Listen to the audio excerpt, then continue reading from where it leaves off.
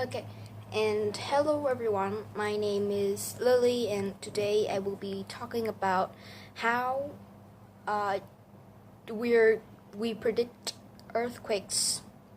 And there will be two main topics in this talk, which is what we use to predict and the walkthrough for the history of earthquakes and how and what we used to use to predict earthquakes. I guess you can say that.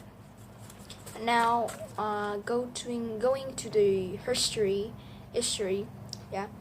Uh, a long time ago, about thousands of BCs ago, yeah. A man brought a pot like structure to the temple, and he brought it to the emperor, and he told him that this whenever a kind of how do I say it? It's like whenever there's a ball, it will fall down into a kind of dragon-like thing. An earthquake will appear soon. Yeah, sounds not really convincing.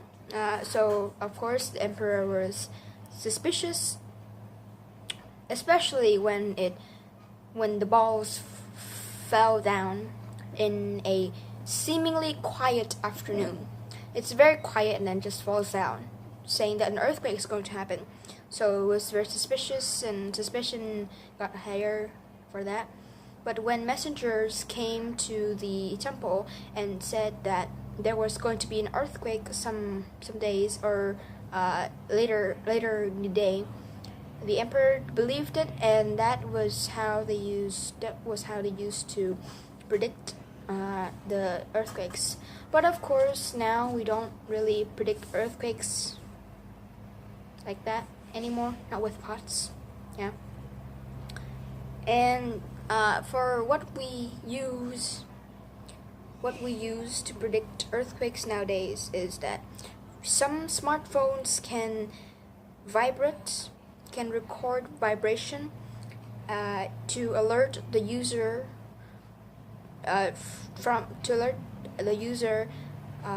from a nearby earthquake. And NASA, the rocket thing, the kind of company that launches rockets to and goes and explores in the space, yeah.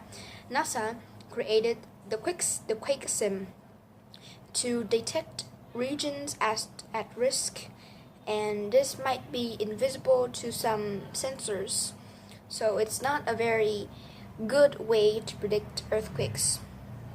And before I end off, I want to tell you that in 2011 there was a kind of earthquake that occurred in Japan. With literally, it just appeared out of nowhere, and no one could predict when it would happen.